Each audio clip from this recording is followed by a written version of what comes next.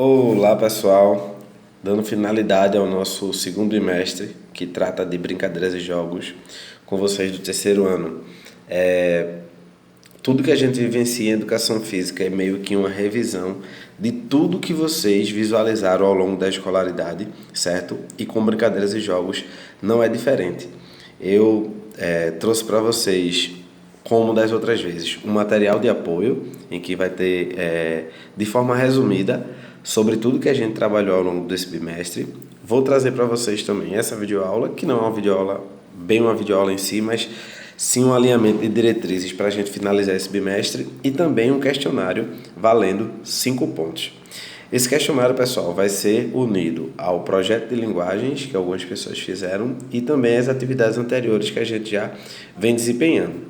Um questionário bem simples, 5 questões em que vocês vão responder de forma online do mesmo jeito que a gente já vem trabalhando, certo? Como forma de revisão e de resumo, eu trago para vocês algumas informações sobre os jogos populares. Informações essas que a gente já trabalhou. Os jogos populares também podem ser chamados jogos tradicionais ou jogos de rua. São aqueles jogos que são passados de geração para geração, que varia de grupo praticante para grupo praticante e que está intimamente ligado à cultura popular de um povo ou de uma região, certo?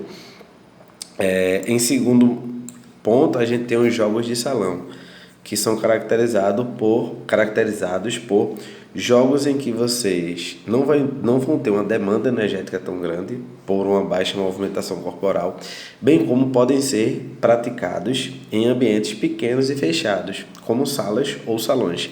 Por isso, jogos de salões. Lembrando que eles se dividem em 3 subtipos: jogos de mesa, jogos de tabuleiro e jogos de cartas, certo? Logo após os jogos de salão, a gente tem os jogos esportivos. A gente tem que lembrar de diferenciar jogos esportivos de esportes. Jogos esportivos seria como uma simulação de um esporte, certo? A gente pode até aprender um esporte através de jogos esportivos, mas o jogo esportivo em si, ele é uma adaptação para uma prática mais lúdica, mais de divertimento e não tanto de competitividade, mesmo existindo a competitividade, certo? E os jogos esportivos, eles podem ser divididos em dois tipos, que são os jogos derivados diretamente dos esportes e os jogos combinados, que aí vai poder combinar um, dois ou mais esportes ou fundamentos desse esporte para a existência desse jogo. Como exemplo de jogo esportivo, pelada de rua, por exemplo. É um jogo esportivo derivado do esporte de futebol, certo? E também aí a gente já pode ter o exemplo de um jogo esportivo derivado, seria a pelada de rua. Já um jogo combinado, um jogo esportivo combinado. Como exemplo, eu posso trazer para vocês o futevôlei. O futevôlei seria a combinação entre futebol e vôlei. Porém, o futevôlei, ele se transformou num jogo esportivo tão grande que hoje ele também é reconhecido como um esporte, mas não deixa de ser um jogo esportivo, certo, pessoal? A gente vai ter os jogos cooperativos, que eles vão nascer justamente numa quebra da competitividade pregada em muitas partes pelo jogo esportivo, certo? E o jogo cooperativo ele vai quebrar com isso. Ele vai trazer mais o divertimento, a ludicidade na prática do jogo. E ele pode ser dividido em 3 tipos, vamos dizer assim, de jogos cooperativos, que vão ser aqueles que todos vão ganhar, em que a gente não vai ter quase nenhuma competitividade, mas ainda assim vai ter a competitividade dentro da própria jogabilidade do jogo, da própria prática, vamos dizer assim. A gente vai ter os jogos esportivos de inversão, em que a gente tem um esforço coletivo de vários times para que a gente tenha um objetivo em comum, e a gente vai ter os jogos cooperativos de resultado coletivo, em que a gente desvia totalmente o competir. A gente está competindo, a gente está jogando para ganhar, mas dentro do próprio jogo a gente tem mecanismos em que a competição vai ficar em segundo plano e você vai estar se prendendo à própria prática do jogo em si, certo?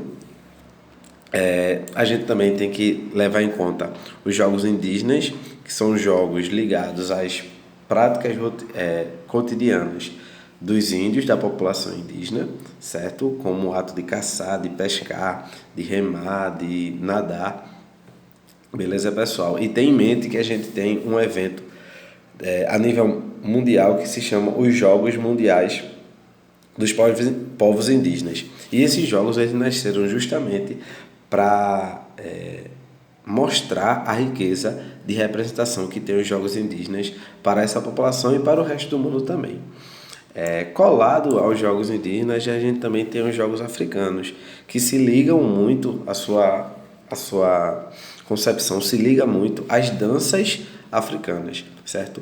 Bem como festivais de uma cultura, de uma forma geral, da cultura africana.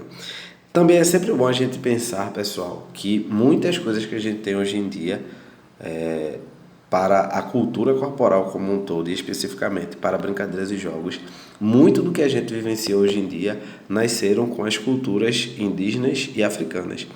Porém, essas duas culturas elas foram tão negligenciadas ao longo da história que muitas informações a gente não tem acesso.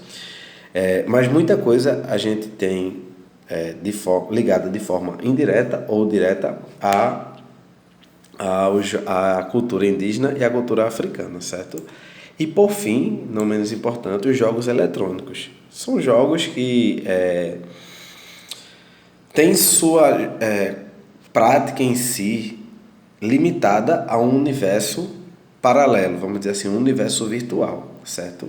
E ele é composto de 3 partes, que seria o enredo, que é a história que o jogo conta, o motor, que seria a plataforma em que aquele jogo é praticado ou pode ser praticado, e a interface interativa. Para que vocês entendam um pouquinho a diferença entre motor e interface interativa, levem como exemplo esse vídeo que eu estou aqui gravando para vocês, essa aula. A plataforma que eu estou usando para gravar é o meu celular, mas a interface interativa vai ser os programas que eu vou estar utilizando dentro do celular para estar me comunicando com vocês, certo? Vai ser a concepção do próprio vídeo. Essa é uma diferença entre a plataforma e a interface interativa. E como plataforma, eu posso citar para vocês que a gente tem o celular, tablet, computador, o console, que é o próprio videogame. A gente também vai ter a web. A web, pessoal, ela pode ser entendida tanto como uma interface interativa como uma plataforma. Por que ela pode ser entendida como uma plataforma também?